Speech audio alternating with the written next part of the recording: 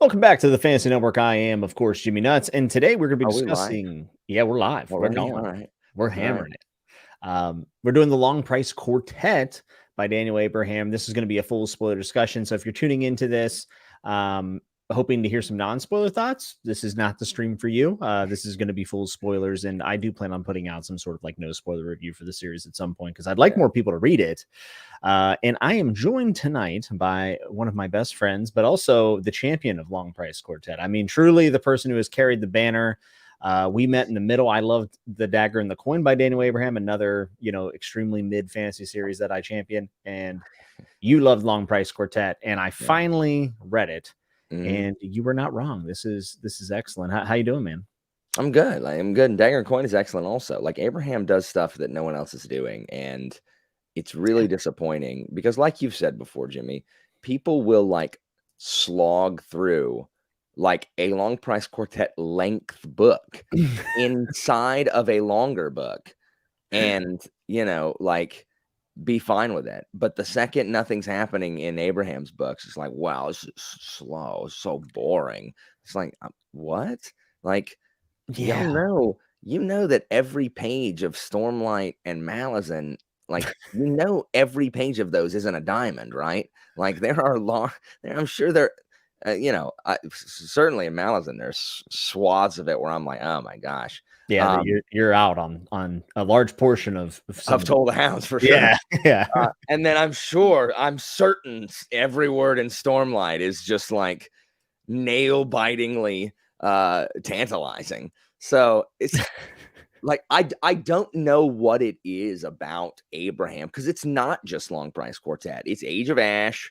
It's and it's Dagger and Coin. It's I don't know what it is about him that people just are like, they're just like, no, I'm out. Like I don't know why he's not more popular in this fantasy, in our, at least our little niche of the community. Like the thing he's the most famous for is something. It's not just him. It's him and freaking Ty Frank writing Leviathan, whatever.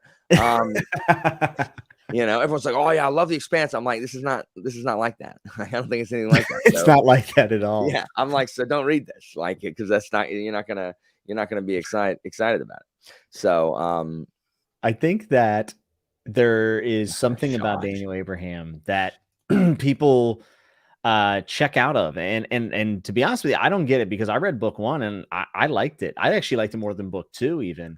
And I also felt that way about Dragon's Path. Like I remember Patrick, he's actually a fan of the series, but he was like, I almost DNF book 1 so many times, and I'm like, I feel like I'm a weirdo because I'm like, I just like everything about the series. I always feel, at least with the 2 series that I've read from him, that the sum of the parts is better than any of the individual parts. Yeah, the whole is, yes, 100%, like 100%. Every time, like when I'm finished with Abraham, like looking back is so much better than in each individual thing. Abraham is one of the most obvious, like I definitely planned this out from the very beginning. Yes. Because everything always comes, around, and it's fantastic. And Mitch is right. He doesn't have it. It's because he's not popular. Like it is like it's because he's not popular. If he was popular, more people would read him. Like if people just, oh my gosh, like, oh, like, the mob contagion has not quite yet caught on for Abraham the way it has for, other authors or whatever. Because Philip's right. Like Abraham does stuff with characters that I have not yet found an author that does the same thing. I just haven't. And I'm not dissing other people the way that there are other people who also do characters really well. I just have not found any author since being on BookTube that does characters the same way that Abraham does. I always feel like these are like 2 completely regular humans making absolutely decisions, many of them awful decisions, terrible, that regular humans would make. It's just like, oh my gosh, what are you doing? No. And it's just like, yeah, I get it. Like I'd probably make that decision too, but I'm just like, no, what are you doing? No. And that's in Dagger and Coin too, and in freaking Kithamar. I don't know. He does really small moments really well. And I think that's why, there's not really anything like, even like, I think you were saying it, like even in the huge, the backdrop of the huge of war in Autumn War, it's still about like the human moments between the characters. You know what I mean? It's it is how war character affects focused. people. Yeah, Like 100%. truly character focused. Like if we 100. say something like Malazan is character driven, Yeah. this is about as characters focused as it gets. And I do want to answer this. Adam said, "Do you guys think it's the best place to start with? Start Abraham?" I don't know. I actually think the Dagger and the Coin I might think be. Dagger and Coin is the most normal of the fantasy. Like it's the most. It's not like formulaic, Epic but fantasy. yeah, it's the most familiar of the three. Mm. Kithamar is doing something completely different, and then Long Price Quartet is definitely not doing what other like fantasy is doing. So, 100%. Dawson and Claire, yeah. So yeah, so Dagger and Coin is the most like quote unquote traditional of the fantasy. So it's the easiest. It's the least likely to be like, oh, exactly. That is exactly. Alan took a pose of I don't understand why Abraham's not popular. I love the pose. I love the poses. I did also too. like that it's Asian inspired. I love their tea houses everywhere. Yeah, dude. I thought this world was really, really enchanting. And it's not the deepest world building, but and I'm gonna make a ton of comparisons because like I've been thinking about like why this isn't more popular. In some ways, it almost reminds me a little bit of Sanderson's approach to fantasy, where like the world building and the magic have like deeper ties to the plot the further you go in the with the ondots, right? And it's however we want to say it. The ondot. Ondot, yeah. So the ondots, like I felt like it actually had layers to it as we went down, and also focusing in on the characters the way he does. It kind of reminded me a little bit of Sanderson. It really reminds me of Joe Abercrombie. Not in any way in tone or writing or anything like that, but just the fact that people read The Blade itself and go, what was this even about? And I feel like I hear that about Shadow and Summer. So it's perplexing to me that Abraham isn't, kind of championed by those people. Like I could see that there being some sort of crossover there. It's not as funny as Abercrombie. Like but Kevlar, like where like we need to hand you a sign, send you out to pick it for us. Like I mean, I agree. I think many of his moments are more so I've heard that a lot. Yeah, Robin Hobb and Abraham have a lot in common, I think. Which that gives me hope and excitement for reading Hobb, because I've been told I'm not gonna like Fitz because he's a twerp or something. But that's fine. I can still appreciate really good character work, even if I don't like them. Like they're like Mati. Like, oh my God. Mati, one of the most unlikable characters, but also most relatable and understandable. He is just like, everything he does is going to end in disaster. Everything. And it's just like, dude, come on, but so well written. And then you've got there's one in Dagger and Coin. I don't want to spoil it just for people who, because like there are people who talk about Dagger and Coin, they're like, oh, this guy is the best, this. I'm like, that in the book one, people don't know that, right? Like, development truly happens. Yeah, seriously. Like in book one, no one knows what's going on with these characters. Like you have to. So, but I mean, there's another character that is also like just, man, so good. And then I don't have a standout in Kithamar yet, but they are all just really good. But I don't have any that are just like oof.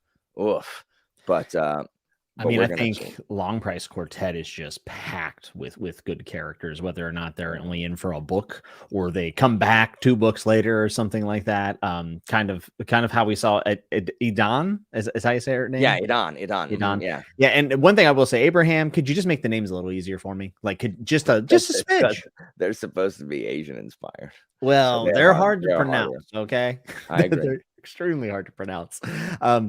I also kind of felt a little bit of like Le Guin / Earthsea inspiration, where like it's a really focused story. The economics are affected by the magic, which I really, really like.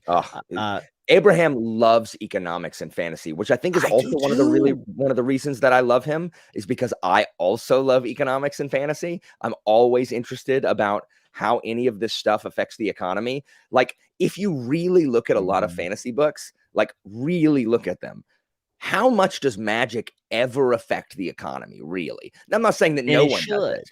Yeah, I know. Like, I know. It's like, and again, most of the time, it doesn't matter. So, like, you could just hand wave. Like, who cares? We also don't know how all of them use the bathroom in every story, and I don't need to know. I'm curious, to be honest. I am not, George. I do not need it every time. But, but I love the stuff about the economy. Hold on. Philip says if I can put up with Mati, I can put up with Fitz. That makes me happy. 100%. Yeah, 100%. Also, I think Fitz, like, I don't know, man. Like, it's like everyone thinks they weren't dumb when they were 6. Like, I don't know. I was stupid. I cringe at my earlier self. I mean, even a couple people have compared him to Germ. Well, how do you feel about? Oh, definitely. Yeah. Definitely.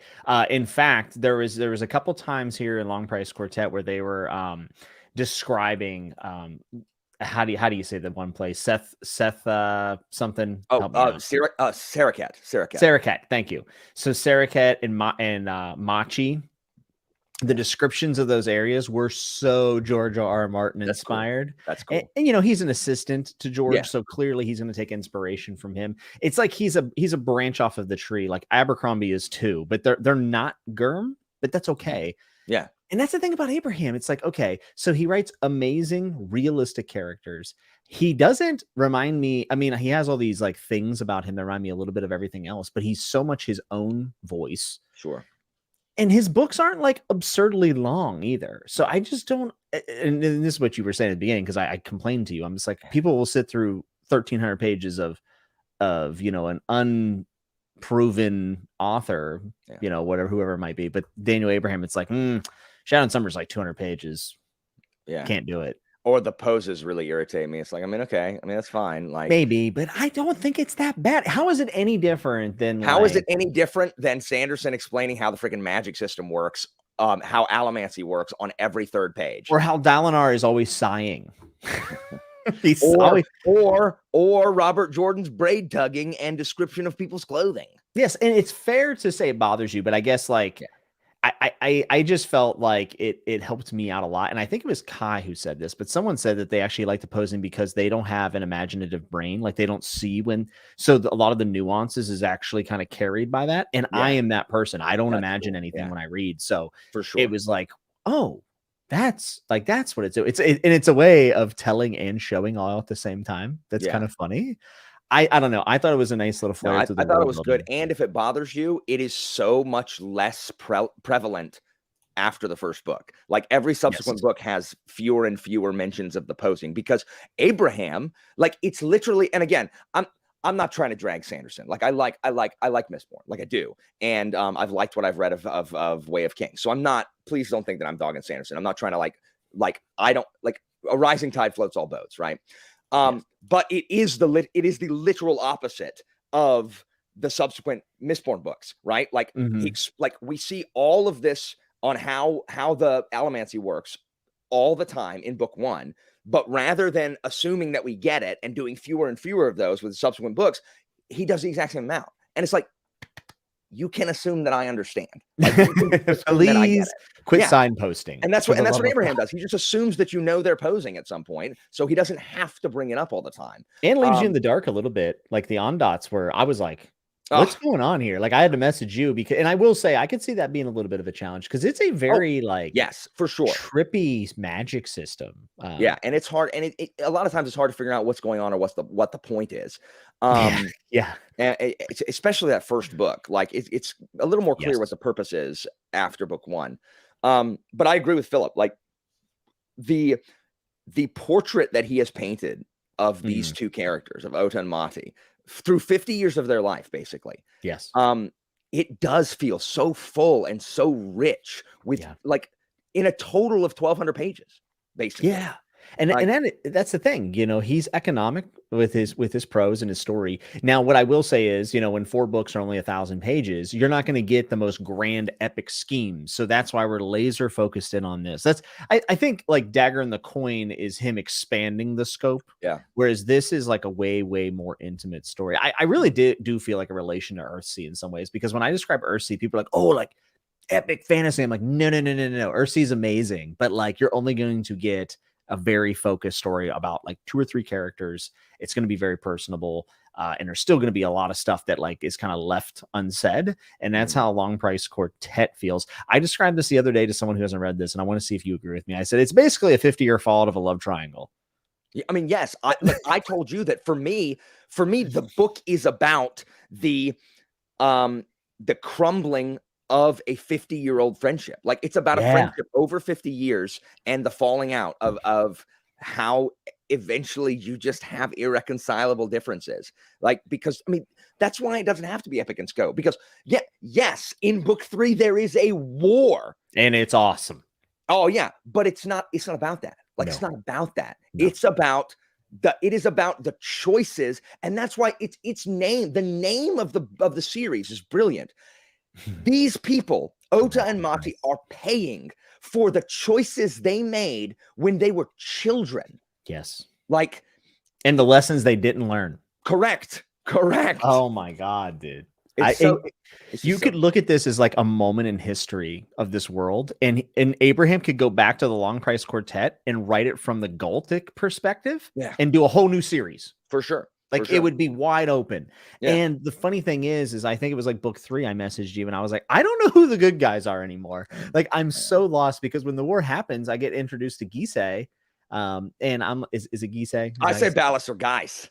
Geist. We'll go with Geist. Sounds way better.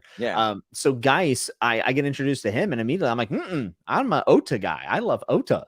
And you were like, no, Geist is awesome. Remember, he saw the damage the ondot could do. And I'm like, well, that's actually true. Yeah, we get guys from the other side being like, hey, I lived through one of these people sicking the ondots on us. They flooded our city. Yes. Me and my dad had to take refuge on our roof, and we just saw like floating, but I saw my best friend floating face down in the flood because we made them mad. No one should have that kind of power. And then you sent me that quote where like, oh no. I'm not going to beat the Kayem. I'm going to destroy them. And I was like, he is like, Geist is so single-minded. And yeah, he's a mass murderer, 100%. But from Geist's perspective, you cannot leave any of them alive. You can't. No. Look what happened. He leaves one of them alive. And he was right the whole time. And dude, the transformation 100% of Geist's perspective on Otah is so incredible. Yeah. Like Geist is kind of like the undercurrent to the series. Like without him, this does not work. Yeah. Like there's just no way. That is how the audiobook says it, Anita. She's talking about my pronounce of Geist. And when I heard him say it, I was like, what? I don't understand that. I'm saying Ballas or Geist because Geist, I would say Geist if he was like, I just say Geist, like if he was one of the Kayem, I would, but like he's like the Galts are European, quote unquote. Like, so I don't know. I would say whatever. I like Geist. I think it sounds way cooler. The audiobooks were very good for Long Price Quartet. So anyone that's looking to reread were they? That's very cool. I thought he was great. Some people might not like him. I thought he was very... Holy crap, Jimmy. I think I may have discovered what I'm going to listen to down to Orlando tomorrow. Let's go. You can get through 2 books. Easy. I bet I can. Like, seriously. I bet I freaking can. Ridiculous. Philip says the ondots are kind of similar to nuclear weapons. And I think that this really rang true for me whenever the Galts were then also trying to produce the ondots. And I was like, oh, it's like the nuclear's arm race. Like that definitely felt this way. Except that Geist wasn't. Geist was trying to get one only to get rid of theirs. Geist is the only person that could have done this. Anyone else would have kept one for themselves. Geist is so like, no one should have gods in their pocket. And so he's like, boo. And the scene where he freaking gets rid of all the, and he binds liberty or freedom or whatever it is, freedom from bondage. And Stone Made Soft is just sitting there, is like, that's interesting. And then poof, and then he's gone. And it broke my heart. Yeah. And then Samai's like, oh my gosh, and Monty's like, what happened? He's like, no, he's gone. So Kai DNF'd the series after book 2, and he was like, I just want more Stone Made Soft, so maybe I'll read book 3. And I'm just sitting there like, oh my God, it's gonna get him. It's gonna get him if he reads it. Yeah, read it. Dude, Stone Made Soft was such a good character, and it was the best because after seeing Seedless, right? Seedless disappear, and Seedless was just like nefarious. Like Yeah. every time I came on page, like that was probably the thing of book one where I was like, I don't know how I feel about Seedless. Well, it's Seedless is bound within Seedless is Heshai's self-loathing. So yes, because Heshai hates Heshai, Seedless hates Heshai. I like to think that my self-loathing is this channel. Because I have to sit and watch myself talk for hours. I'm like, you're so stupid. I mean, that's literally what your ondot's gonna say, idiot. Is your forehead getting bigger? Is the shadow from my glasses make it look like I'm wearing mascara? Yeah, everyone chatted. Does this lighting look okay? Because I've been working on it for like 3 hours today. Yeah, so I think the ondot is a nuclear weapon. Was cool. I think all the different types of ondots are just, I mean, wow. I thought they were all so cool. It is so cool that the magic system is one, like Philip said, grammar based. Like it's like there's some kind of weird language thing required, and they're binding an abstract idea. Like they're giving form to something that is like completely intangible. Like, you know, like removing the part that continues, or stone made soft, or whatever he was trying to do before. Oh, he was trying to rebind Seedless, and he ended up making sterile. Yeah, sterile. Wow. Yeah. Wow. I mean, that was a jaw dropper. Oh my gosh. The scene where freaking Mati binds sterile was so freaking good. Like, it is the moment that I continue to remember. And then again, and I please let nobody be in here that has not read this series. When that is when you're like, holy crap, Abraham, well done. Yes. When you see that what happens in the prologue of Shadow and Summer, what Otah does as a boy, like he's like 12 to 8-year-old Mati. That is what has caused all of this. The fact that he passed a student that shouldn't have got passed. Correct. He passed a student that shouldn't have passed. And guess what? The world almost ended. Did you go to school like the next day and we're like, no, I didn't even think about the school connection, like the passing a student that until you were reading it. So now I'm going to tell all my students, like, hey, if I pass y'all and you shouldn't pass, I could be the end of the world. So yeah, and Ethan, this is a spoiler stream. We're doing full spoilers. So if you're in here and you don't want to be spoiled, you gotta leave. Oh yeah, for sure. I made that clear at the beginning. Yeah, and that's the other thing, and that's why I knew Philip was going to like it, because Philip loves books, like authors that will like go for it. And I've never seen anyone embrace a state change of the world than Abraham in this book, where he's like, hey, guess what? We're going to literally make it to where every single Galt every single man is now sterile. No, every single person, right? Every single.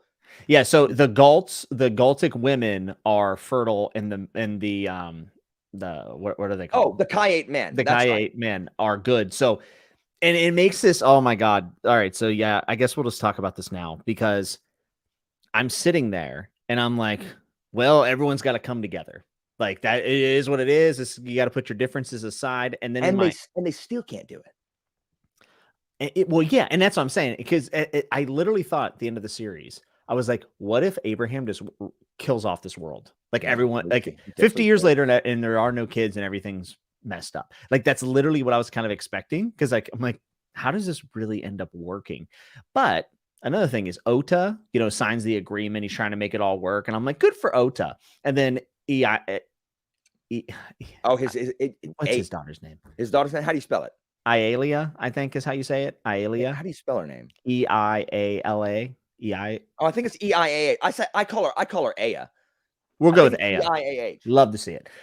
So Aya is torn because she loves her father, but she also feels like he has completely disregarded all of these people. Iya. I'm gonna go with Iya. That's fine. I say Aya. Ia's fine. Yeah, Aya, whatever. Damn you, Abraham. But she has a point. Like, all of these women have been thrown off to the side, and instead of trying to find a fix for it, he kind of just says, well, we got to make do with what we have. Yes. Yes, exactly. Like, I was so mad at her. It's like, but I got it. Like, I know, but like, and I get it. Like, she has every right to be mad, because that is what Otah is doing. Yes. But he's doing it because he doesn't see another path forward. The path forward is what Mati does, who botches it again. I literally was like, oh my God, he is going. First off, I whenever when he bonds Seedless, I was like, Madi's gonna do it. Like, this is such a good comeback arc for this dunce of a character. And then he messes it up, and then he messes it up again. Yeah, that was the other thing with the Autumn War thing is we've all seen this. Like, we've seen it. The guy who, like, the little engine that could saves the day, right? Yes. Like, I was also expecting, I'm like, okay, well, all right, cool. We're going to get it. Mati's going to save the day. No. No, he did not. Everyone goes blind. Yeah. Like he botches it in Autumn War. And then, well, by Price of Spring, I no longer thought Mati was going to fix it. I was like, this is what this series is. Like, I know what this series is now. Like, Mati is not going to fix the problem. And it's so heartbreaking. Again, those lines I tell you, where he's like, I have to send the most unreliable man in the world to fix the problem. He's the only one I can send. Yeah. I would literally send a stranger before I would send Mati. And the fact that Mati and Otah were so close, and he just can't, because Mati is so angry that Otah has everything he's ever wanted. Like, Otah is who Mati wanted to be. Yes. Like, ugh. And he's just, and I think that Mati also knows that he would not even be where he is and afforded the opportunities had Otah not told him in the prologue how to beat the game. 100%. And it makes it even, and that's an even bigger dig, is why Aya goes with Mati. It's an even bigger a slap in the face to freaking Otah. And I guarantee you, Mati knows that when he spends a lot of time with Aya. Part of it is like, well, I got your daughter. And Aya, it's like, I was so conflicted because, like I said, I was full team Otah. Like, guys, you just got to you got to figure it out. And then she's over there like, I've just been kind of cast to the side and thrown away. And they're blaming Otah. Like, they believe that Otah is to blame for this, which I don't know if I necessarily agree. He did kind of order them to try to bind the ondot and bring it back. But there was also no other option. And maybe he is the blame for even trusting Mati. Maybe that's actually his biggest fault, was trusting Mati ever. Man, it's one of those things. There's not necessarily a good guy in the series, because I definitely expected Mati to succeed, and I thought the fourth book would be Geist, finding a way to bind an ondot or something, and it wasn't that at all. Yeah, and I forgot when you were reading the fourth book. What I also love about the fourth book is it finally comes. It finally is revealed what Otah's main motivation is. He cannot allow the Galts to suffer, because if he did, this is the long price. Oh, I forgot. Oh my gosh, I love this. If the Galts suffer, then him killing Heshai was for nothing. That's right. Because he has had to live with that murder. He killed Heshai to save the Galts from what is currently happening. Yes. And so if this is still happening, like, he can't allow that. Then he did that. He had to do this soul crushingly like guilt he's been living with. Yeah. It would all be for nothing. And that is why he is so hyper focused on making this work. He's got to make it work, because otherwise he had to murder someone when he was 21 for no reason. And I love that, because we don't see that for a long time. We're just like, Otah's just plugging away, just like, all right, I got to do what I got to do. Why does Otah care? Why is Otah not as angry at the Galts as Mati is? And not to mention that he also killed Heshai to save Mati. And also to save Mati who basically cheated on him. I mean, it's a little loose. But let's just, like, Mati betrayed him. Yeah. And he says that, and he's just like, you know what? He's like, I'm not mad. He's like, I'm not mad. You did what you thought you had to do. And but he's like, he's like, things aren't going to be the same. He's like, nope, they're not. But I mean, I get it. Nope, they sure aren't. Bub. I get it. It's so good. And this is like, Abraham can make me not despise a love triangle. Like, that's my biggest takeaway. Like, what a good love triangle. Seriously. Like, it's and that's how teenagers are. They're all teenagers. Like, teenagers are the worst at being with one person. They're awful at it. They have not learned how to, you know, hurt people's feelings. And they're just like, well, what if, but I really want both. Like, what if I just like freaking, and that's everyone hates Liat in the first book. Everyone hates Liat. I get it. I also hate Liat. I hated Liat and Madi in the first book. I was but like, her Alan. coming back, Liat coming back and being like so good. Like the women in this series are so good. Oh, I mean, we have Idan, is that what we'll call her? Idan? I don't know. Idan. So we have Idan, and then we have Liat, and then we also have one of my favorite characters, which was Amat in book 1. I am sad that Amat dies between book 1 and 2. I was so upset because I thought her and Marshat Wilson was so good, and that betrayal really and trust, and there's a power dynamic and loyalty, and the whole merchant side of things. I mean, I really enjoyed that as well. And then we also have Kian. I love Kian. Kian was the best. Kian. Yeah. So good. She is solid. Like, she is just like solid. And she's like, you're not bringing this to my house. Like, you're not going to kill my people. Nah. Like people find out that, like, when that moment in book 2 where he tells her who he is, and that is not what you expect in fantasy. She's like, oh, okay, it's going to be okay. No, she says, you got to go. Here's your bags. Like, yes. Hit the bricks, bub. Yeah, we've been together over a year, but you got to go. Because as soon as anyone finds out you're alive, they're going to come here and they're going to kill all mine. Like, and you're not killing mine. There it is. See you, bud. You're just like, what? You can't do that. And it makes you kind of hate her, but then she comes back and obviously saves him whenever Madi fakes his death, all that stuff. You know, and I don't know. I ended up falling in love with the character. I thought she was great. I love Liat's resurgence, and you see this, like a resurgence of people from the past coming back. And one of them, the biggest one, is definitely, and Philip says is the most compelling character in the series, is Idan. I love Idan. Yeah, she's good. Is it possible for her to achieve redemption? And you know, she's definitely, and the story about the freaking lamb that she had to bring, like, dude, because she can't have kids because none of the Kaite women can have kids.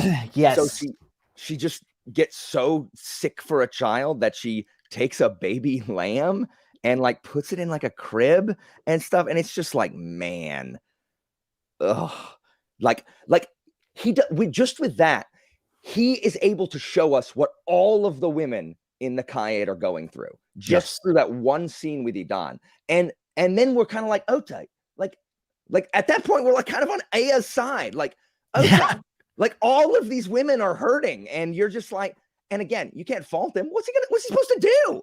Like, he's taking the most direct course of action. So like, and that's the thing, you just see both sides. I saw both sides for the because when I read book 3, I told you, I said, this is genocide. Like, Geist is wrong. But that's what Anitha highlight Anitha's comment like earlier on. Anitha says she understands, but book 3 felt like it was genocide. Oh, it's 100% genocide. Like, yeah, and that's what I said. I said I can't get behind genocide, but by the end of the book, you're kind of like, huh. So I am able to compartmentalize fictional genocide, like, because I understand why Geist is doing it, but it's also like, you know, I also really like Julius Caesar, who also killed like a whole bunch of Gauls, but yeah, I don't think about that. Like, it's just it's too far in the past, and it, you know, it might as well be fantasy. And I'm just, you know, but I get it, like mass murdering, like. And Geist says that is his goal. I am going to exterminate. Yeah, no ifs, ands, or buts about it. Yeah, no. Every single person who has the possibility to be able to summon one of these freaking things. So basically every male. Like, he doesn't really care about killing the females because theoretically women can't be poets. But he's like, I'm gonna kill every single person who can learn how to summon a non-dot. Gone. See ya. Like, like I'm not even sorry. Like, I'm not even sorry.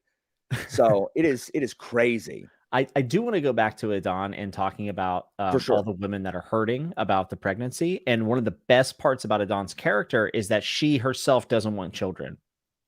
Yeah. And I think it's Aya. She's like, well, you wouldn't even want, or maybe it was Otah, but he's like, you wouldn't even want it if we achieve this. And she's like, no, but I want it for everyone who does. And Abraham is a prime example of representation in a work without it feeling forced or preachy or anything.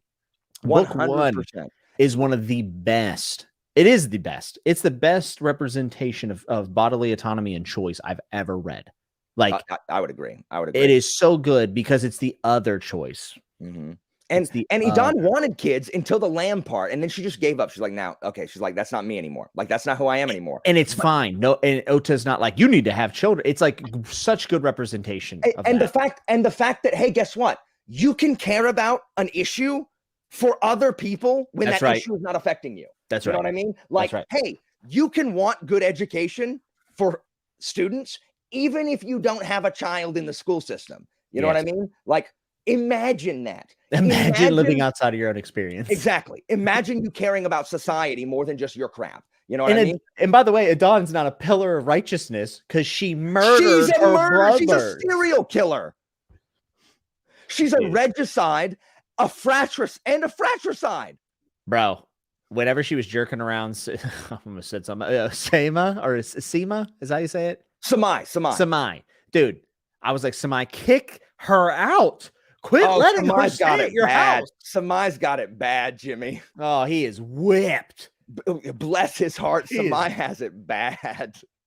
Don must be just fine. Like, there ain't no way, brother. She's got to be. Like, and it's just so brilliant, Jimmy. Someone was saying, Kuiper was saying that Abraham writes powerful women who don't rely on physical strength. Yeah. Absolutely. Terry Pratchett also does that. Terry Pratchett does this as well, really well. Sybil Rampkin that's not who she is, and she's one of the strongest women in fiction. Yeah. Idon, she is absolutely taking advantage of her role in a patriarchal society. So much that even after she's killed like 3 of her family members, they're still like, wonder who it could be. Like, it's so obvious that it's Idon. It's so obvious that it's her, and they're like, well, it couldn't be Idon. She's just a weak woman. She's a woman. There's no way. She would wilt at the first sight of blood. Like, it's definitely not her. We just can't figure it out. She pretends to be like, we have to go get the killer right now. And he's like, calm down, lady. Yeah, like when any investigator would suspect her first immediately. But they can't suspect a woman. So, and that's her rage. Like, her unadulterated rage at the fact that she is denied access to she's brilliant. She doesn't want to just be a wife. And this goes back because there's a lot about children in this series. There's a lot about children. She doesn't want to just be a child breeder. Like, that's not what she is ambitious. And a woman in the Kayate, unlike in Galt, a woman in the Kayate cannot be ambitious. There is she cannot sit on the unhewn throne. Yeah, a woman cannot sit the unhewn throne. And Idon is infuriated by this. So she makes the only decision that she thinks she can make. She's like, I'm going to make it to where they have literally no one, and they'll have to pick my husband because I'm it can't be me. But their relationship. I mean, that's a great relationship too, because they did love each other at one point. Yeah, they did. And now they don't. Now she's over whipping Samai. Samai is just all around. And Jimmy, the moment when like Samai realizes that this chick he's in love with, that he's been sleeping with this whole time, that he has just fallen head over heels for, when he realizes she's the murderer, and he's just like, and then Stone Made Soft takes that exact moment to be like, it's time to play the game. And you're just sitting there like, holy crap, Samai's going to free himself, or Stone Made Soft is going to free himself because Samai cannot concentrate on this chess game because he's too, like, it's brilliant. It's so good. And I'll tell you right now, I gave book 2 3 stars because I was like, okay, I didn't do what I wanted. I was wrong. I missed the point. I totally missed the point. I didn't realize that each book had its own identity, even though it's a series. Each book has its own tone and identity. And I'm going to go back and raise the rating. I really am. Once I finished, Jimmy, I went back and re-raised 1 and 2. And I remember in book 1, one of my biggest complaints was, I told you, I said that I hated that Liat and Madi got together because I was like, can anyone be platonic in fantasy anymore? Yeah. Little did I know that Abraham was setting up a 50-year travesty, a tragedy of a friendship. it's just one of those ones. I mean, and me and you say this all the time because we both read The Dagger and the Coin, but it's just the ending always makes the beginning better. And it's also carefully laid out. And there's so much subversion of tropes in the best way. 100%. And this is where he gets his best stuff from George, is that George also subverts tropes, and he does it in a very dramatic way, big payoff moments. And people have tried to copy that, and I never feel like it lands as much. Yeah. Abraham subverts things in such a real way. And the best example, and it's very subtle. It's very subtle. It's subtle. It makes sense, and it impacts the story so much. And one of the biggest example of this is Nayat. Yeah, three times I got it. Otah's son. Otah's son with Liat. Mati's son. That Mati is a father to. And they don't even agree on what a father is, because Nayat says, hey, it's a moment of passion and a few grunts and a physical altercation. Yeah. Like, that's all parentage is. And Mati says, no, immediately after is like, being a father is a lot more than just a physical thing. It's being there and rocking the cradle and changing the diaper. And it's just two characters who are tied together, by the way, by this relationship, have completely different expectations. Like, Nayat is such a disappointment in multiple ways. Like, he is not the brave man that he says he was going to be. That people look at him and go, he's brave. Look at his strong jawline. My God. He doesn't. Yeah, because he's handsome. Yes. And then he has a wife and a kid at home, and he's sleeping on this voyage with every woman that comes across. Because he doesn't want to feel tied down. Yeah. Yeah. And it's in those moments that we see that Mati, like, that's where we root for Mati, because Otah, like, yes, Otah is his genetic dad, but Mati's the kid's dad. Mati was there for him. And the only reason he wasn't there for him his entire life is because Liat wouldn't let him be. Like, Liat said, she's the one that left. Mati wanted to be a father to this kid. So there, Mati is the right one. Mati's correct in this one. Like, and that's the thing, is that's all Mati ever wanted. All Mati ever wanted was to have to feel important and necessary and needed. That is everything that he's doing, is because he wants to feel relevant. Like, and he just cannot find it. He just cannot. And it is made even worse by the fact that for some reason his life continues to intertwine with Otah, who just can't seem to fail. No matter what he does, he ends up just floats to the top. And meanwhile, Mati's trying his hardest, and everything is a disaster. Terrible. And I personally know how this particular thing feels. I have in the past, when I was a much angrier person, I felt this way about my brother. Like, everything, like, didn't matter what happened to my brother's life. Like, floated to the top. No matter how much I tried, sink to the bottom. And I'm just like, I don't understand it. Like, I don't understand it. Like, why is this child my brother? Like, if he was not related to me, I wouldn't have to deal with this all the time. Now it's fine. But like, I had to do some maturing that Mati never did. Like, no, he was spiteful and petty and vengeful and prideful. I mean, he had so many bad traits. In a lot of ways, I felt like Nayat was the worst of the three, of Otah, Mati, and he has the Liat. worst qualities of all three of them, for sure. Like, and when he dies, my mouth dropped. I was like, what? Oh, yeah. And dying, saving the sickly kid, saving Otah's, like, who survived? I thought he was dead for sure. Dude, Abraham set it up. Subverting tropes. Everyone thought he was dead. I thought Nayat was next in line. I was like, oh, Nayat is going to go there. And then this is going to make Mati even more jealous because Otah can give him kingship. Like, for all intents and purposes, that's an interesting story. Like, that would have been a great way of going about it.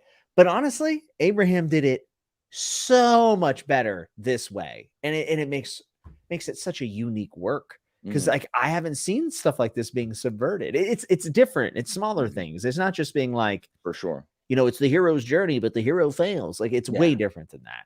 Yeah.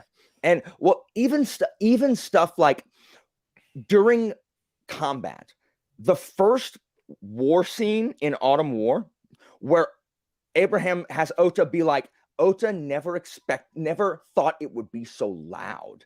Like, how often do you ever see that? Like someone who's never been in battle, because they've never needed to go to war because they have the ondots. Yeah. But without it, they go to war. And Otah's like, holy crap, this is the loudest thing that has ever happened. Why is it so loud?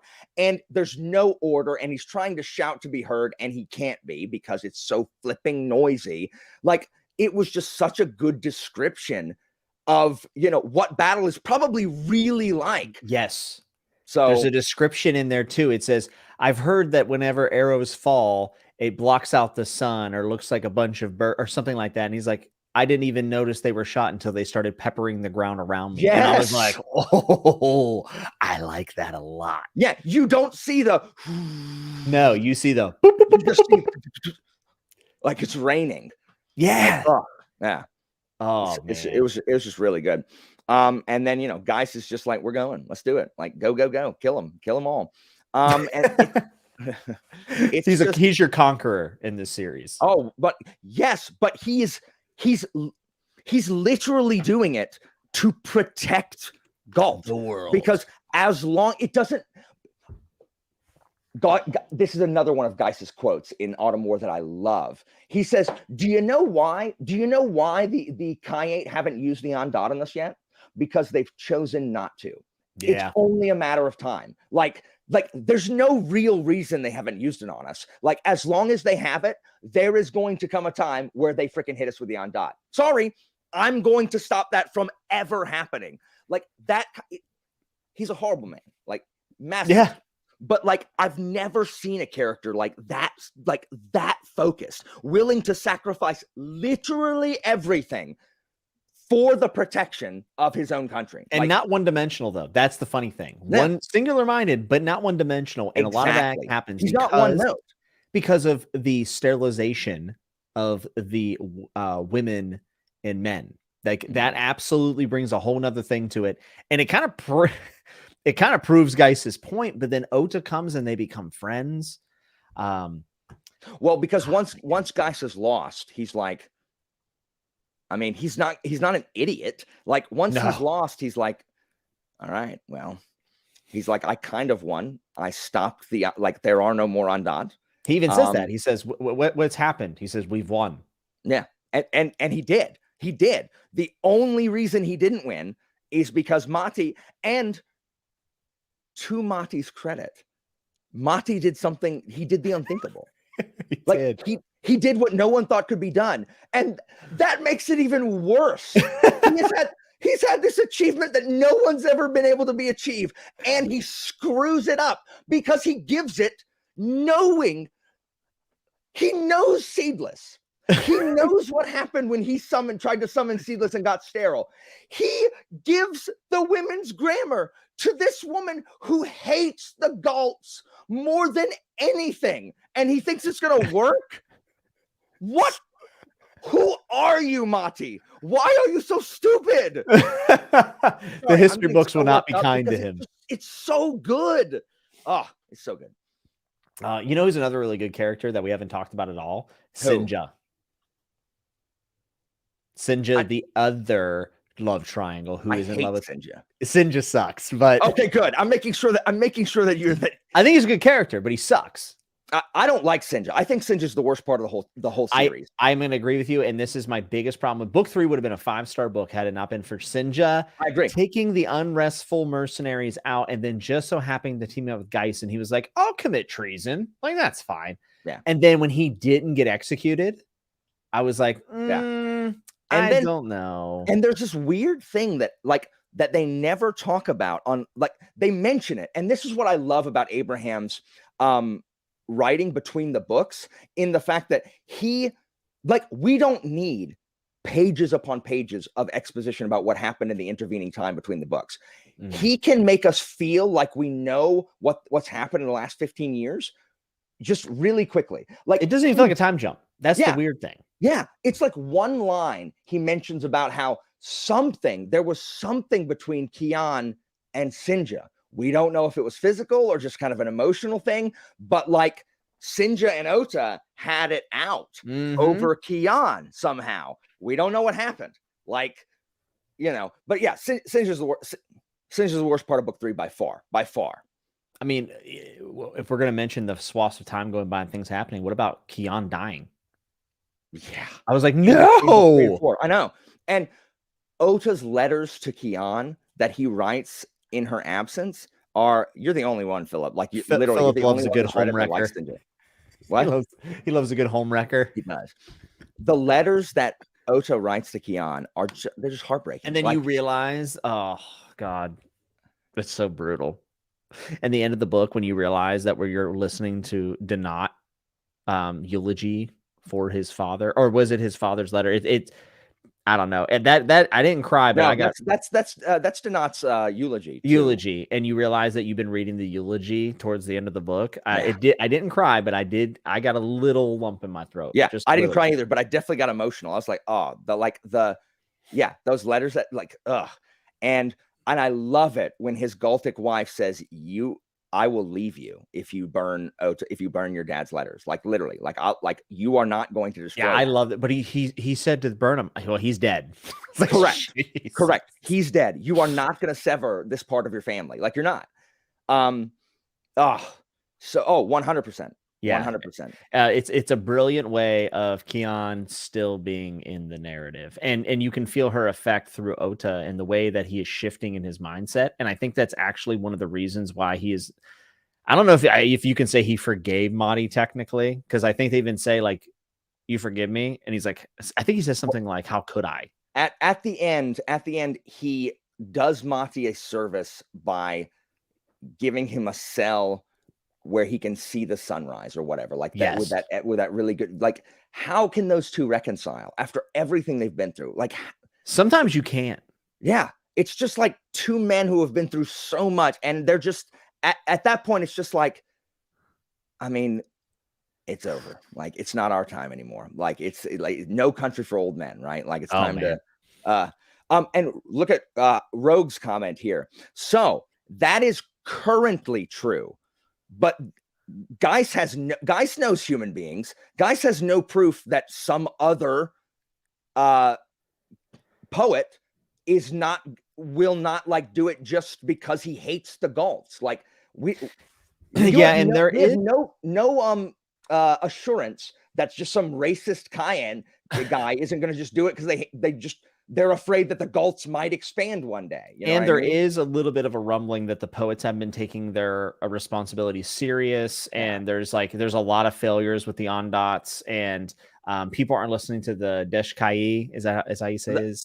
Oh, the Dai Kavo. The Dai Kavo. Sorry. Yeah. So like the Dai Kavo, like people aren't respecting him as much, and it's I feel like there's like a slip, like it's almost like they've gotten too comfortable. But I agree with Rogue, and that's what I said to you, Alan. I said, well, Galt is trying to stomp out, Caim and expand their empire. So that's why immediately I was like, no. And then later on in the book, I was like, man, I kind of see Geist. Oh, I mean, you definitely see the point, right? This thing is way too powerful. And Geist is trying to expand, and that's true. And the Kai is in danger, and the Kai, but they will cease to exist. I mean, let's be honest. But look at what the whole point of Autumn War is the fact that they've gotten complacent. They've relied on their Ondot for too long. They have no idea how to defend themselves without them. They can't function without them. Well, when Stone Made Soft disappears, they're like, "What the?" And he's like, "You guys can work clay. Get down there and work clay." Yeah, exactly. They have no idea what to do, and so like, they don't need the Ondot. They can also learn how to do things on their own. So they use the Ondot because it gives them an unfair, like, really, like, let's look at it from the Galtic perspective, an incredibly unfair advantage in the cotton trade. Because they can do with magic in 1 second what it takes an entire season for Galt to do with its machinery, right? Like, yeah. So, like, how do we know that the Galtic economy isn't affected like tremendously by, we don't know what kind of prices that the Cayenne charges for cotton and craft. Well, I kind of felt like that was almost hinted at. Like, I kind of felt like it was definitely a leg up, and that they kind of got to control that, at least that piece of the economy. Yeah. And the Galts, by the way, if they could, they would also have ondots. 100%. Oh yeah, 100%. I think that maybe, except for Geist. I feel like maybe Abraham should, and I've heard before that Abraham's actually said that he wishes that he would have done more in book 1. And I think one thing that he could have done is maybe had another ondot like Stone Made Soft in book 1, because I literally thought it was just this one ondot and like that was it. Like I was like, oh, there's no other ones. Like this is the only thing. There's one per city, basically. Yeah, and they say that, but I wish I would have saw more. Yeah, I think it would have made the magic system a little easier to understand and to swallow. Especially considering that seedless, removing the part that continues, is not the most simplistic of ondots. Like, he's much harder to understand what he does. Yes, than Stone Made Soft. Stone Made Soft was super straightforward. I make the rock softer so you can mine it easier. Yeah, like it is, and also like, just a great personality. Like the fact that he was created to be a dunce and created to be bad at this chess game, because if he beats you at the chess game, he gets to be free. Like, he's just like. There's also like something kind of, yeah. And he's always like this, right? Isn't he like this on the board or something? Yeah. And I love the way that he describes his voice. It's like gravel, like it's like rocks sliding together. The narrator does a good job with the voice. It's really does fun. he really? That's yeah. Awesome. That's cool. He does a really good job. And there is something kind of like poetic or maybe symbolic about like the fact that these poets and what they create are always wanting to get like free, and they're like some of their worst traits. Like, I think writers probably feel that way sometimes, that like their works are getting away from them, or for sure.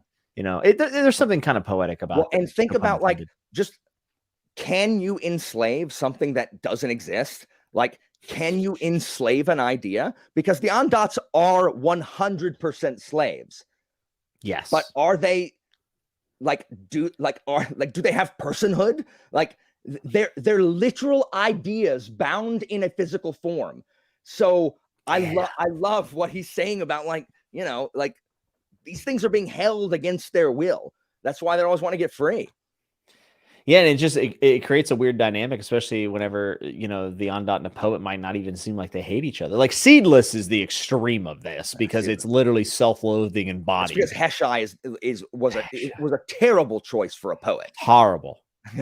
Because he can't get over his own nonsense. It didn't help Mahdi at all. No. Maybe learn from it. Didn't help. Didn't do anything. So bad. Do a thing.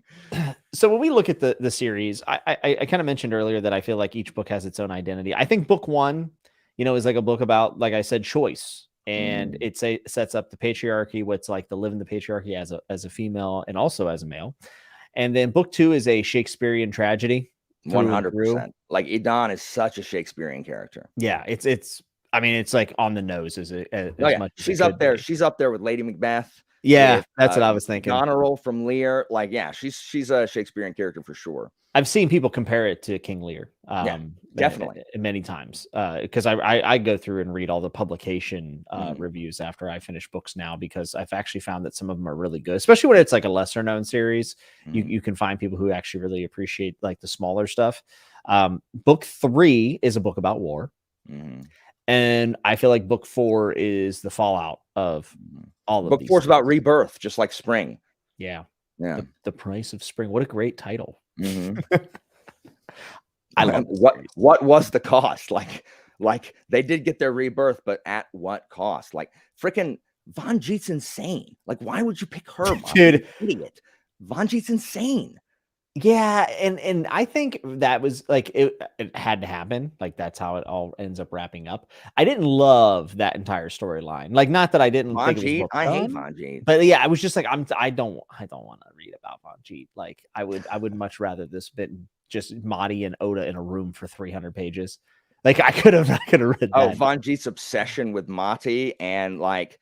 Yes, freaking some creepy. Like, the whole thing's creepy though. He has like an underground like brothel of these people, of young women that he's trying to teach. Like, and Mati. Like, I love that it's Aya that comes at the end and saves everybody. And Aya is so selfless that she's like, bye.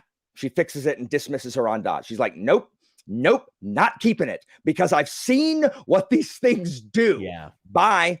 Like, she is the only one who could have done it. Like, she's the only one that could have done it and let it go. She's like, nope, we're gone. Bye. I'm not keeping this thing. Too dangerous. So smart. I love Aya. She's Aya so is cool. a really great character. Yeah, she's great. I kind of wish, and maybe this is like my one criticism about the series as a whole. There's little things, but at the end, I did feel like the end was a little fast for me. It Like I was would have, very fast. Yeah, I I would agree. have liked to seen more from Liat. I would have liked to seen a little bit from Mati at the very, very end. Yeah. Oh And yeah. Well, and Aya. Leah's not even in book 4. She's done. Yeah, and Aya. Like I would have liked to have seen that as well. It kind of felt like it wrapped. I don't know. It just kind of wrapped up, and the eulogy it ends with Otah. Maybe this is because it's really a story of Otah, I guess, and him becoming an emperor, which was phenomenal, by the way. Oh yeah. But I just like the other characters that I really cared about. I kind of just wish I would have gotten to like some kind of scene with them or something, especially Aya, because Aya was so pivotal in the plot for books 3 and 4. So, yeah, this series is great. I loved it. And Rogue's right. Like Mati is the guy who cannot learn from his mistakes. He can't. Yes. Freaking and Mati. Blames everything but himself. I got like even if I don't listen to it on the way down, I am going to read this. I'm going to reread this series this year. Like it's just like it's too good. I haven't read it in any of the books in like 2 years, so I gotta read it. So I hate throwing this word around, but I'm going to throw it around here. Do you feel like this is a little more literary? I mean, I don't. What do you mean? I don't know. Like I feel like if you removed all the fantastical elements of this, like it would be like a lit fic hit. Maybe I'm wrong. I mean, maybe. I mean, it doesn't feel like your standard like boilerplate. That's what I'm saying. Like it doesn't. Fantasy. Yeah, it feels like it stands out so much against like almost everything else that I've read because one, it's original, which is great. Yeah. But it's just like you could probably write an essay about each of these books and just one aspect of them. And just like the depth of it. I mean, truly I'm saying more literary, but I guess what I mean is it's great fantasy.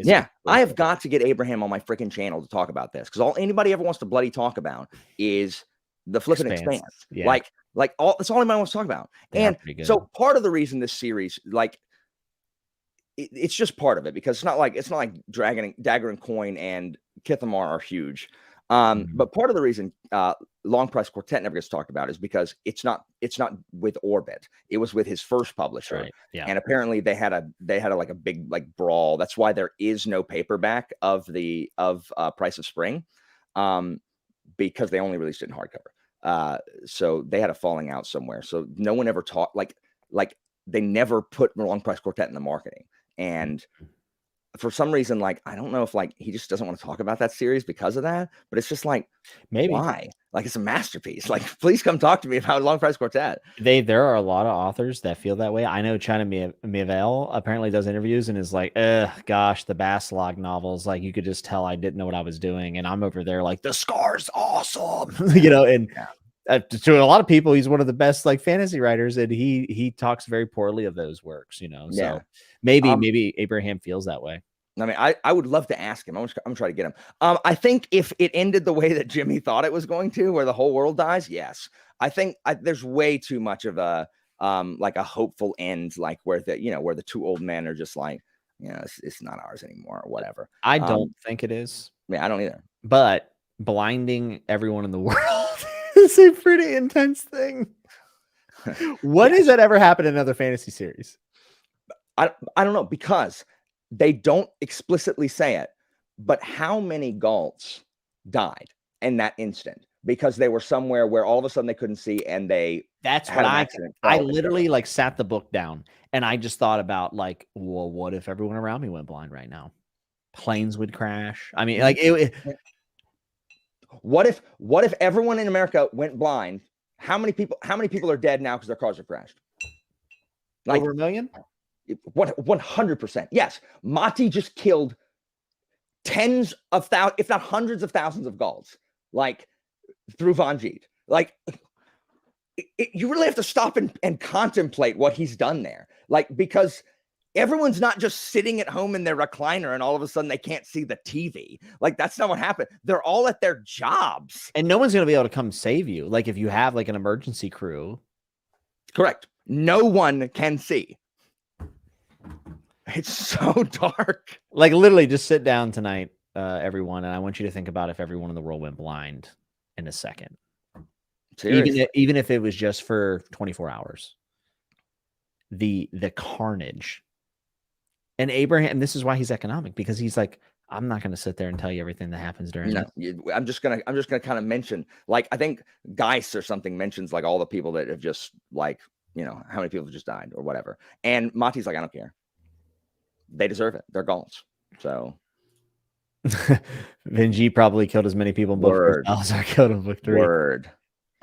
And this is one of those things. Someone could read that and be like, okay, so everyone blind, like whatever. You know, like if you just read it on the surface, yeah, like this is one of those times where if you got to do some work as the reader to really, because blindness is like, I mean, okay, people are blind all the time. Yeah, but every person who is this race is now blind, and it wasn't like there was a countdown. Yeah, like we got to prepare. We have things to put in order. It's just boom out of nowhere. Yep, done. There's a lot of moments like that where the reader has to do a little bit of work. Yeah. I honestly, I don't understand this series' lack of popularity, especially with people that are character readers, right? That's my biggest thing is, dude, everyone, oh, I'm a character reader. If I can't get behind the characters, I don't like it.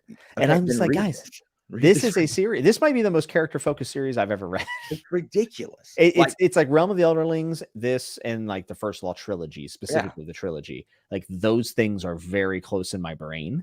And I still think that there's like some of like what Sanderson does really well is actually kind of here in some ways.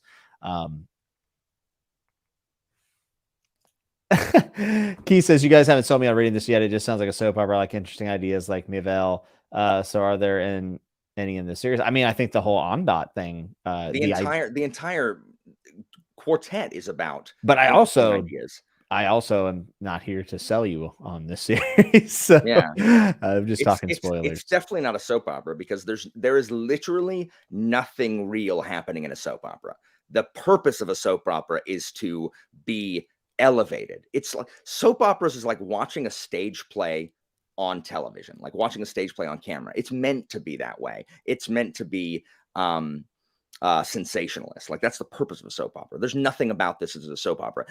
If you're considering the difficulty, the human problems between like a bunch of characters having like difficulty with each other and there being a love triangle, if that's what you mean by soap opera, then yeah. But that's just because soap operas use those plots a lot, because love triangles, and that's not just soap operas. That's like most books. You just described YA as a genre. I mean, that's the number one YA trope is the love triangle.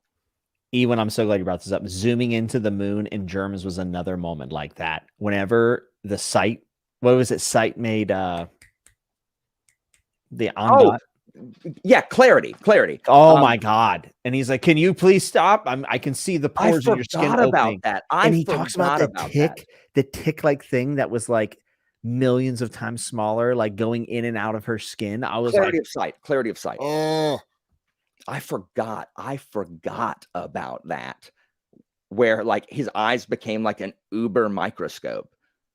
Ugh, really, I would hate weird. That. Oh, I mean, it would make you sick. And also, I just saw a thing that someone posted on social media the other day of strawberries and the mites that are in strawberries. And I'm like, well, I'm never eating strawberries again. Yeah, I don't need to see it. It's over. Like, I can't. And they're like, even if you wash it, they're still there. And I'm like, cool. Well, can't eat fruit anymore. Those. Yeah, I know they're everywhere, folks. I know that. But Abraham, like reading that right after that, I was like, ugh, I'm out. Like, that's so gross. That is nasty. You know, yeah, freaking Monty's going to see that every time he eats a strawberry now. Like, ugh. To go back to Key's point real quick, I will say this: if you're not a character reader, I don't think the series works. I agree. Though there are people like me who, like, I would never say that I was a character reader ever, because I would much prefer something interesting happen. Like people who say they're a character reader, I like character over. Like it can have no plot, but it's got to have characters. Like they're lying. Because if there was a bunch of people sitting around watching paint dry, usually people would pass. They'd be like, "It's boring, DNF." Like everyone needs some kind of plot in the books. But then this is the exception. This is the exception for me. Is that normally I need something cool to happen. You know what I mean? And in this, cool stuff does happen, but it's only impactful because of all the characters in it. So I ordinarily would not, but I think generally you are right. Yeah. Most people would not. I'll be honest. I've read enough McCarthy where I've decided I can just read a book that has, one little piece of plot, and it's just people standing around looking at cactuses in the desert. It's like kind of my thing. Nice. I mean, you have to be really, you have to be really a big writer loser to really like. Yeah. Well, you have to just be a really good writer to be able to do that. Most people who say they're a character author because it's in vogue to do that, because I think people think that, like being a plot author means you're some kind of like fantasy pleb. You know what I mean? Because it is less bougie to like the plot, because if you like plot, then that must mean you like Marvel movies. Like, oh, you don't like any of the Oscar movies, you like Marvel movies. Like, it's the popcorn flick. Yeah. So I and I'm not saying everybody's like that, but like people who, the hill I'm going to die on is people refusing to acknowledge how they are influenced by the people around them. Like, they are. Like, I don't care what you say. You're not right. You are influenced by the people around you. So even if it's not everybody, there are many people who have to say that they're character readers because they don't want to be thought of as plebeian by the people who like, oh, well, if you can't, like, you can't even read fantasy. If you're just like the plot, go watch some MCU. Like, oh, you're not, like, get out of here. Like, people can like plot, like, also. Well, that's interesting, because I actually feel like well, this is a whole nother thing, but I feel like most fantasy readers are plot readers, actually. I agree with you. But the thing is, not the people that I hear. Well, yes, and that's my point, is like, so many people talk about characters, and I'm like, well, check this series out. And they're like, too boring. Yes, come on. I know. Most people say that. I think most people, I agree. Most people are plot readers, but a lot of people say that they're character readers. It's just like when people call, like, the people doing surveys, they call, like, they're so unreliable, because you're not going to tell the guy over the phone that you're lame. Like, you're not going to say that. Like, yeah, I actually think my IQ is below average. I look below average. I don't really, I'm ugly. I think I'm not well cultured. Yeah, exactly. No one's gonna. No, oh no, I love museums, and I like. That's so true. Like, no, you don't, dude. Living near DC, every time someone comes in, they're like, "Oh, I love museums," and then we go to the museum. We're halfway through the evolution exhibit. They're like, "Oh, time to get lunch or something, right?" And I'm like, "We're on floor 1. We got 3 more floors, Bucko." Yeah, 100%. It's like, shut up. Like, it's okay to not like museums. I hate art. I like part of the museums. I don't like, once we get to the painting section, I don't care. Can we move on so I can find some statues or something? People enjoy being part of the group that enjoys something, or just correct. You know what? I don't like opera, but oh no, I love opera. No, you don't. No, you don't. Opera. You know who likes opera? My wife, and only people like my wife. Like, I believe my wife. Anyone else you say you like opera, I don't believe you. Like, 9 out of 10 people who tell me they like opera are lying to themselves. Seriously. Shots at opera. Joanna will be very upset. No, see, Joanna's a music major. My wife's a music major. People who like love music, like opera. I think sometimes people, I just have to be cultured, so I like opera. No, you've tricked yourself into thinking you like opera. It's like parades. No one really likes parades. You've just tricked yourself into believing you do. So maybe nobody likes the Long Price Quartet, and we tricked ourselves into liking it. No. Everyone's tricked themselves into not liking it. Into not liking it. We're correct. Okay. I had to make sure. You were sending me into a crisis there. No, it makes me sad. I don't know. I honestly don't know why Abraham is not more popular for his fantasy works. I really don't understand it. It is just one of those things that are just that I just don't grasp. I had really hoped that Age of Ash was going to be that thing, but you are the only person I know that likes the book.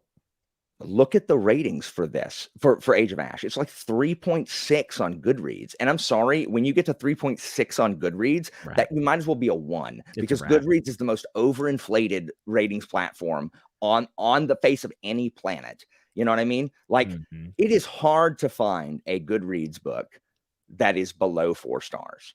Like, it's really funny though. Some of my favorite books are like 3 5s on. By the way, all of Long Price Quartet is below 4 stars. Is it? So, I think book 3 and 4 are above 4. I think they're like right there, oh, like okay, 4.01, because I always like looking because just barely. yeah, it's like it's a hairline over Yeah. over 4. But I don't know. I love these books. I think there's so much there for the themes, and I don't I know. I agree. haven't read anything quite like it, and God, for everything that we read all the time, it's nice to read something that doesn't feel like just another iteration of whatever else, right? That's true. It is very different. And even people who don't like it, like, need to admit that it is very different. And I agree for Millionaire. Like, Long Price Quartet could be an HBO show, easy. Yeah, I would agree with that. Easy. It would be so good. It would be so good. Get the right actors for that beast. Oh, I just want a couple short stories with Amat. Like, I literally love Amat. Amat's one of my favorite characters, top 3. Like, there are many people who are very disappointed when Amat does not appear in book 2 because she died in the intro. The thing is, she's an old lady. Like, it's I not that he's love just like her. writing up. She's an old lady, and there's 15 years between book 1 and book Well, 2. I just want some short stories. That's all. I mean, no. I mean, I agree. I would read anything he wrote going back to this world. Like, if he Yeah, wrote for sure. like he could, and the thing is, he could write a short story. He could write a novel about between any of the books. There's Yeah. 15 years between each book. He could write it from the Gothic perspective. For sure. It would be so cool. I need to get him on this channel and be like, Abraham, I need you to stop writing crap nobody cares about, and then I need you to stop writing crap people care about and write something that nobody cares about again. Well, nobody Like, cares about Age of Ash, so you're it makes me good. so sad. I am in full belief that when Kithamar is done, it's gonna be excellent. Like, I enjoyed book 2 more than book 1 because I think, having read book 1, it adds a ton to book 2. And I'm excited about book 3. I guessed wrong on who book 2 was gonna follow. So I need to see if I can get book 3, because it's the same period of time for multiple POVs, which I normally like it. People are like, I normally don't like this. It's like, why do people normally not like things that are cool? Like, I normally don't like naval fantasy, but I made an exception because this book's really popular on BookTube right now. I usually don't like love triangles. I mean, that's true though. Everyone hates love triangles. Love triangles aren't inherently cool. Like, Once you hit like 25 and you live through like 2 of them, you're like, I want to read about it. For sure. Yeah. I binged this series. I think that also, by the way, helped quite a bit. I'm back on the binge for series that I'm really enjoying, and I think that these books definitely benefit from a binge, at least if you're into that. Oh, so. Daniel, yeah, Abraham's writing is so good. I love the way that Abraham writes in. I have never read a book other than Kithamar that has literally made a city feel like a living being. Like, he just describes the city in such a it's just he's such a good writer. Like, it's just really, really good. Hey, Sarah, good to see you. Nice. Sarah Palpatine. Dang, I didn't know the Sarah's Emperor had a amazing. daughter named Sarah. Sarah is awesome. It seems just very, like, normal for.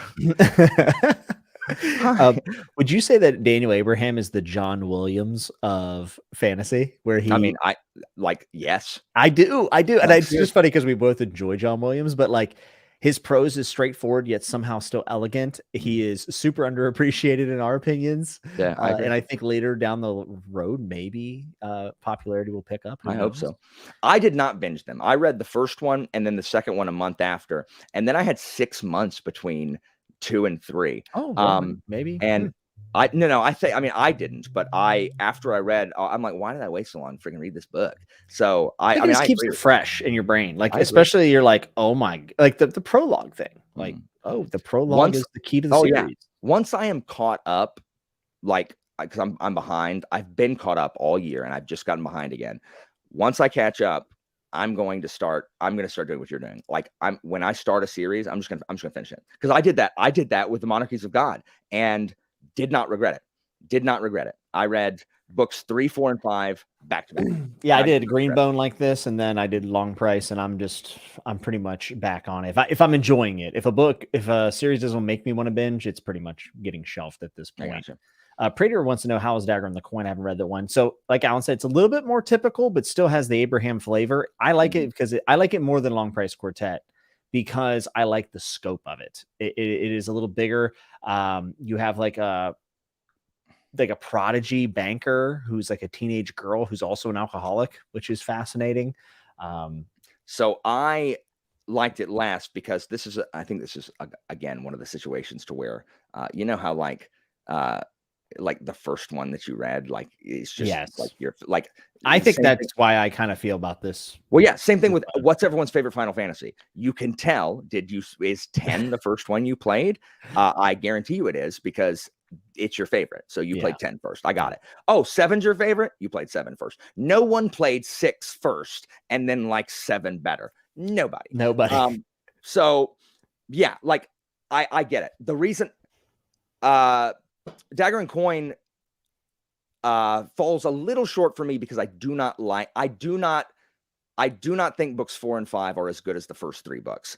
And that is completely because I don't like the direction the story. He took it in a direction that was very odd. Again, it's one of those things where it's just like, go for it.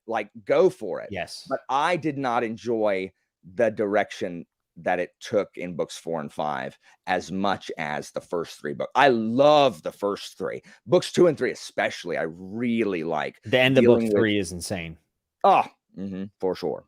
It's so good. See, and I ended up liking Dagger and the Coin, but I remember feeling the same way. I was like, I did not expect it to go this way. Yeah. But it does resolve very nicely. Like the main conflict of the series. Also has one of the best antagonists of all time. I agree with that. I do. I definitely agree so with that. good. Yeah, and a really cool magic system that is terrifying. Yes, it is. And there's also dog people. I forgot about I remember reading there were dog people, and I was like, I'm not gonna like this. And then I loved it. And I was like, I guess I like dog people. Yeah, there's bug people too. Yeah, very Chufkowski. Yeah, I know. Yeah, I forgot there's other races in that. Yeah, and there's kind of like half snake people too. Yeah, I forgot about that. Yeah, there's a lot of really neat stuff there that again doesn't feel like a ton of other fantasy. So, yes, Daniel, that's what I'm talking about. Yes, yeah, the more fantastical element of the plot. Yeah, I was very much enjoying watching the politics and the decisions that the people in charge were making. I was just like, oh my! I'll tell you what, man, I want to read Dagger and the Coin. I might do that next year. I'm gonna get caught up on Age of Ash and gotcha. Very cool. The other stuff. So, but I think we covered most of it. I know that there's a ton of tiny details we also didn't get through, but just a great series. Definitely stands out to me as definitely try Dagger and Coin, Kay. Yeah, I think Dagger and the Coin is a better starting point. I think if you agree. love Dagger and Coin, then Long Price. But that's just because that was my experience. So for sure. Who knows? Someone out there who's even bigger Daniel Abraham stands than us might feel differently. Abraham's so good. Daniel Abraham's definitely one of my favorite authors. He's really good. Absolutely be reading pretty much anything. Yeah, me too. I'm waiting for his releases. And I'm gonna boom, I got it. Maybe I'll try to fit in the first 2 of Kithamar, and then we can do a discussion for that too. Dude, heck yeah. I mean, Abraham would probably be keen to talk about that somewhere because the second book isn't officially out yet, right? Yeah, that's what I was going to literally ask him, because like if there was going to be a time, like it'd be before his next book launches, right? But then I'm going to end up talking about Kithamar, and I'm like, okay, so now we've talked about your book coming out, but what if we talked about Long Price Quartet now? Like, what if we also talked about the series that has been out and that no one talks about? And he'll just turn off his webcam. Yeah, and then that's it. Dang it. Never talk to him again. Orbit, re-release that crap. Orbit needs to re-release that cheese. Yeah, where's that acquisition? I know. For lovers of Vampire Diaries, I don't know. I'll read the blurb. Yeah, exactly. Like, do you love Mean Girls meets fantasy? Yeah, do you like Mean Girls and anime? They just throw in random buzzwords. Do you like corn dogs? All right. Guys, thanks for being here. This is a bigger turnout than I thought. At least 75% of you haven't read this series. There's no way. Kuiper, you can get arcs without having BookTube. Seriously. Just join NetGalley. Go to NetGalley. Yeah, because no one's reading Abraham anyways. Do what? No one's going to read Abraham's arcs anyways other than you. That's true. So, like, you would be the second person to request it. The third. Someone else requested too. Yeah. Oh, man. Well, shout out to everybody in chat. Thanks for being here. This series is awesome. I loved it. Probably my favorite series I've read this year so far. Yes, Penny. Yardem. Sorry. Yardem is awesome. Yeah. Is today the day over? Not today, sir. Yeah, I love that. So good. Alan, thanks for being here. I appreciate you reading the series that 16 other people have read, and I'm glad that you pushed me to read it. And I'll say this: you read a lot of unpopular stuff, but the stuff I've read from you has all been very, very good. So yeah, I'm glad you liked it. Like, I would have me too been sad if you hated it. I was a little nervous because I read Dagger Coin so long ago that I was like, ooh, do I still like Abraham? And turns out I did. And even though I didn't give it like the highest rating overall, I still think like the whole of it. It's kind of like Greenbone. Like, I thought the whole of Greenbone was great, but I didn't love any of the 3 books. But in this, I definitely love book 3. Like, yeah, and talking about this, I need to read Hob. Like, oh, please don't tease me. Don't tease me. Well, the problem is too, like, everywhere I turn, like, I just need everybody to finish their freaking Elderlings. Like, every time I think it's done, someone else has just started. It's like, hey, you want to join our big, like, 12-person discussion on the realm of the Elderlings? No. Like, can y'all just stop so I can read this, please?